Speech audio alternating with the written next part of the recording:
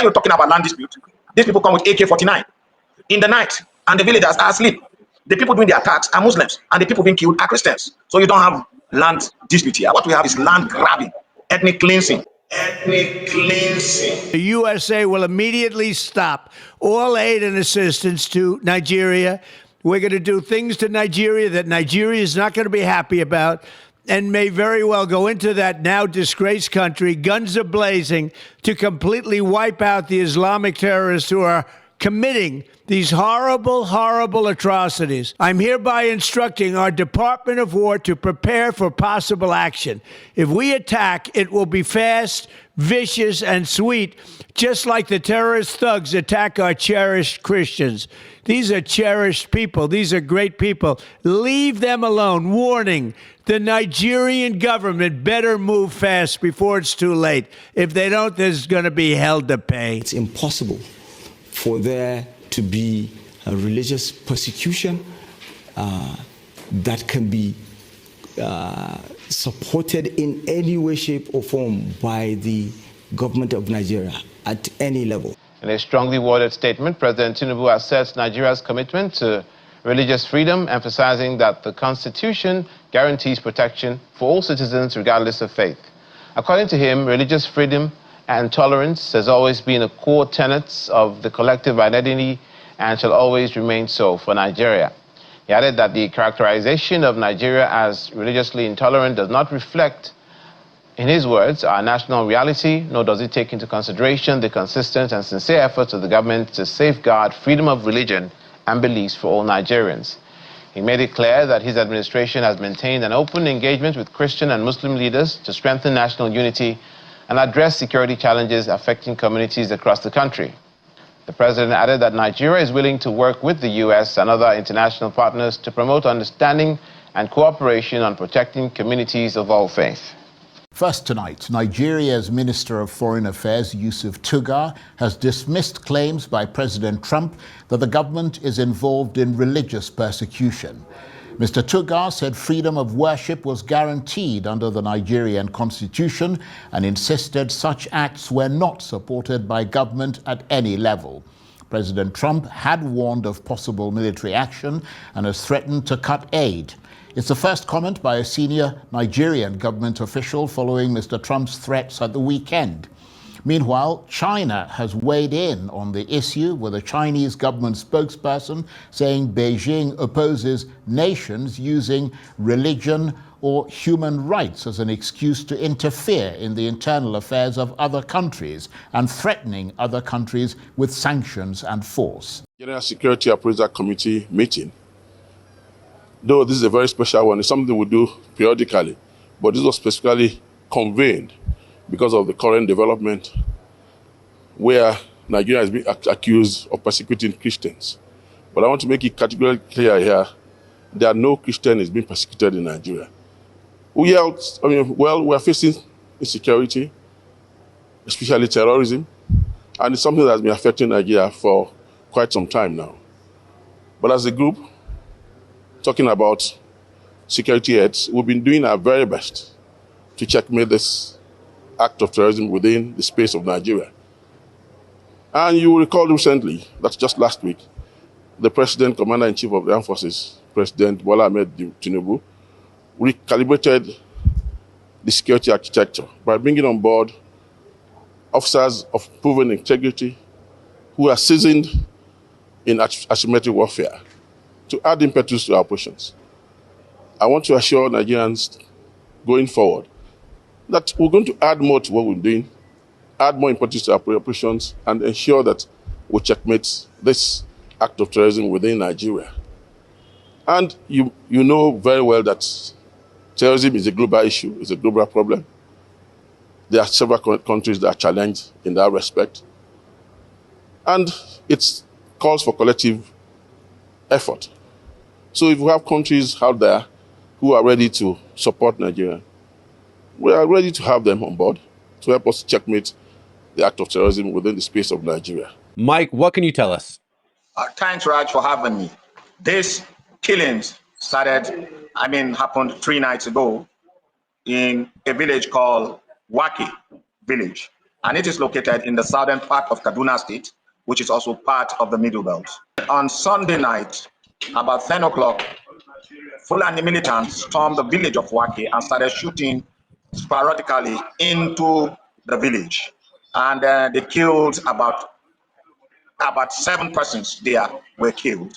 And when the next village of Gidana Daji heard the gunshots, they decided to mobilize their local security and see if they could help out the people of Wake.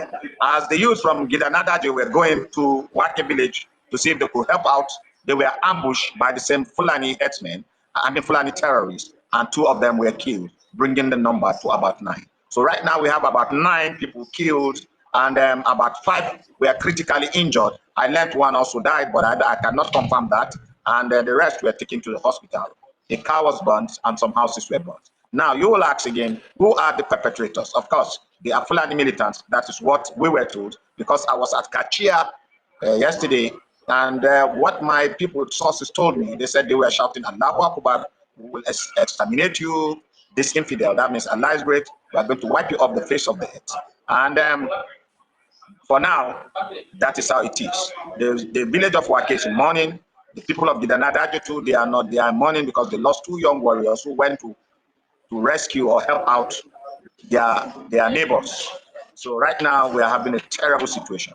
And so, Mike, what would you say to people who, again, say that this is just tribal herdsmen, this is land disputes, this isn't a religious conflict? No, this is not land dispute. Now, again, this person, when I was speaking to the locals and the tribal chief, they said the Fulani sent them an emissary, told them that, look, come, we want to discuss with you. We want, in Hausa, they call it sulhu. That is, you come, you negotiate, you give us your land, we'll have access to your land, we have access to your farmland, we have access to your rivers, we have access to your streams, your wives, and then there will be peace. That is not peace. That is actually a takeover of their land. And as the people refused, then they started kidnapping, then they launched this attack. So what we're having is not land dispute. When you say land dispute, it is when probably 2 tribes are quarreling over a land. Maybe one tribe encroaches into the other land, but that is not it. We have a situation whereby some Fulani ethnic militia, and I'm not saying all the Fulanis. We have Fulanis that are armed and that are bent on appropriating or seizing lands that do not belong to them, and then imposing their culture, imposing their religion on people who are not Fulanis. That is what is happening. And when they do that, they kill. You understand? It's not a land dispute. When you're talking about land dispute, these people come with AK-49 in the night, and the villagers are asleep.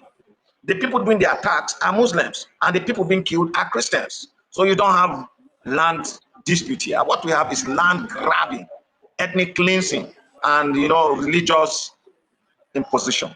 In the African nation of Nigeria, millions of Christians are persecuted by Islamic terror groups. And since 2009, over 52,000 Christians, let that sink in, 52,000 have been killed, including 7,000 this year alone. On October 14th, 15 Christians were slaughtered by Fulani terrorists. And CBS Raj Nair recently spoke with Truth Nigeria's Masara Kim about those attacks.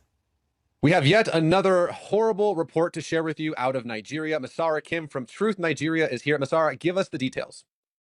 Yeah, on the 14th of the night, actually, of the October the 14th, 15 people were killed in the area south of Jos, precisely 15 to 50 miles south of Jos, in the Bokos and Barkiladi areas. 11 people were killed in one community, and there were 2 other communities where 2 people each were killed. And those attacks on October the 14th happened just a few hours after 2 people were buried in another community just on the southwest of Jos, the capital of Plateau State. And of course, this is just the most recent of such incidences. In the past 2 weeks, actually, we've buried more than 25. So the videos that we're showing right now on screen, the videos that you sent me, Masara, what are we looking at? What is this burial?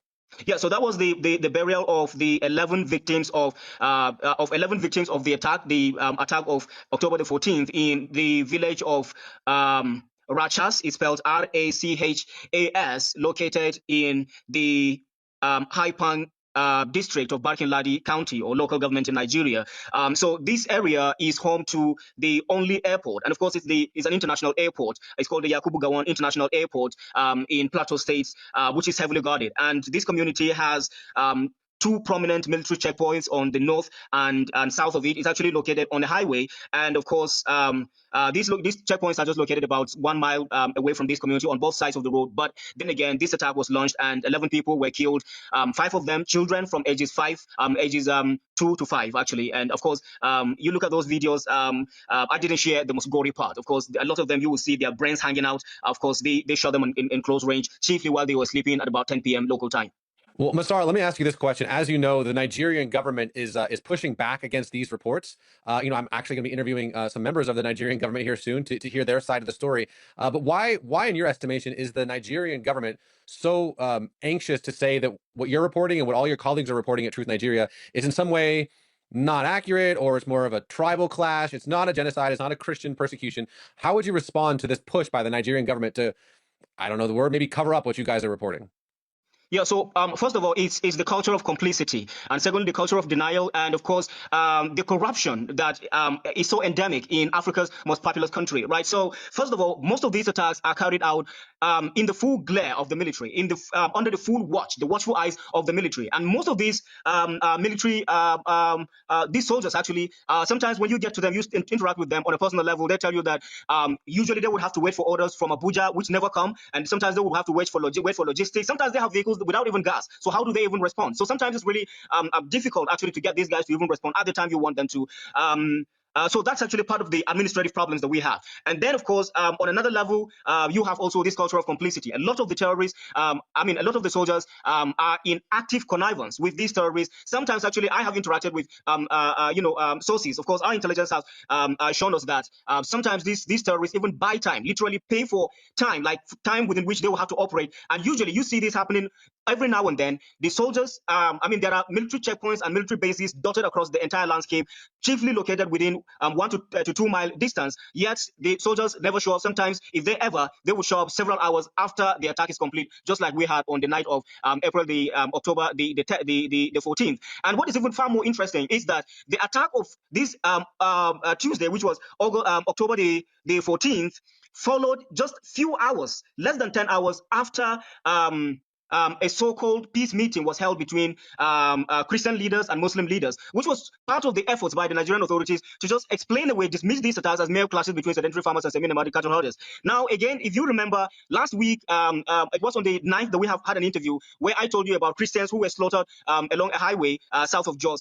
Those Christians were actually, majority of them were returning from another peace meeting in the same Barkin Ladi County, right? So they were summoned to these meetings where they were forced to make verbal agreements or sign peace agreements or make commitments for peace and all of that. And after these meetings were completed, the participants on their way back were ambushed on the way and they were slaughtered. The same way this particular incident happened, they went for peace meetings and came back and then they were slaughtered in their homes. Chiefly, all of the peace agreements or the peace meetings that have been organized by the army or by the Nigerian government have always been followed by mass murders. And then again, this brings the question, who is doing what? Who is telling who what? Because it looks apparently that these peace meetings are only aimed at getting the Christian side to just relax their guard, to just feel that, yeah, we're secured and nothing is going to happen. The perpetrators have now agreed to now cease fire, only to give room for them to come and sweep and just carry out more and more murders. Now that's on the part of the complicity that I talked about. The economic aspect of it, right?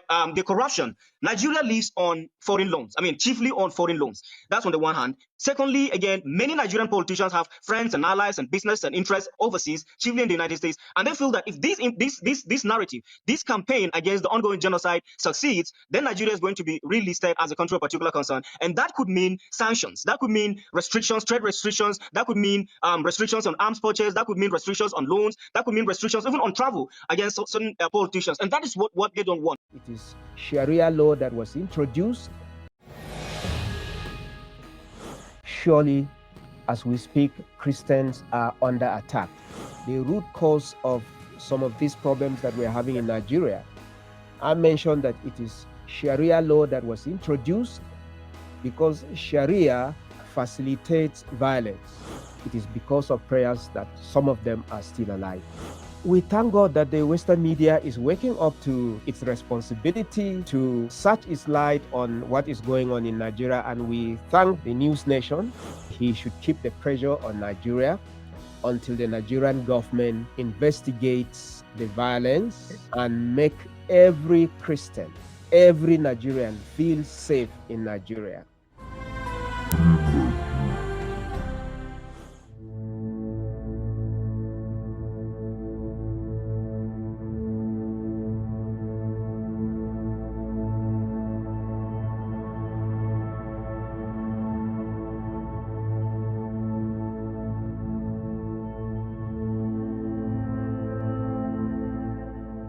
Look at the facts. It is reckless and insensitive for the government to deny the pain and the intentional cleansing of Christians in Nigeria. The president of CAN in Nigeria denied what sort of president? It is even worse for organizations that are supposed to stand for Christians to be trying to be politically correct. It's a betrayal of the citizens, usually to put their trust in the government for the security of their lives and their properties, which is a basic requirement and function of the government.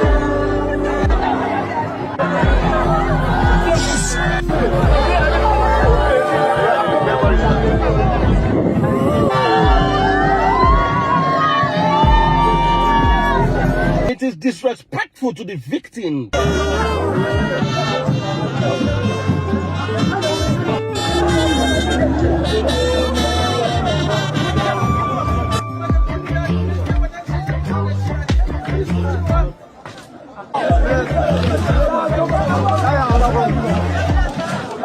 So let's pray for believers nationwide, for protection and deliverance, for comfort and strength, for hope and peace. These young men are performing a horrible task. They're digging a mass grave to bury their own relatives and friends. Some have stopped digging. They just sit down and mourn. Christmas Day should have been happy, but it turned dark in Plateau State in the northeast of Nigeria. Large gangs of heavily armed Fulani militants descended on at least 36 villages, inhabited predominantly by Christian farmers. It was total carnage. Up to 200 Christians were killed, and many more were wounded. Thousands of homesteads have been ruined. Tens of thousands of villagers fled from the horrific violence to displacement camps or relatives in safer areas. Abin da ya sa na cire kayana saboda wayannan mutanen suna neman su lalatar da dukiya ne. Domin su suna kan kone-kone ne har yanzu a kasar nan. People who do not have relatives to flee to find refuge in makeshift camps. For the time being, they sleep in schools or churches. They lack food and basic hygiene, and they have to come to terms with the tragedies that have befallen them. Da mun zo daga church sai sun auko mana daga sun zo mana gida. Sai sun zo kawai sai sun kokone gidajenmu. Fulani ne gaba daya mun gansu suna magana suna ce yau sai mun halakar da mutanen nan duka a gidaje. Wanda tun daga ran da na zo Bokos bana barci. Daga layi anguwanmu lissafin mutane da suka mutu 11 wanda aka harbe su wasu ma an yayanka ne kamar akuyoyi. Gidaje church haka aka bunkasa wuta an sokar da church.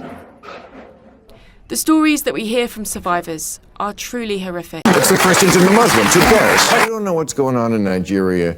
Your media sources suck.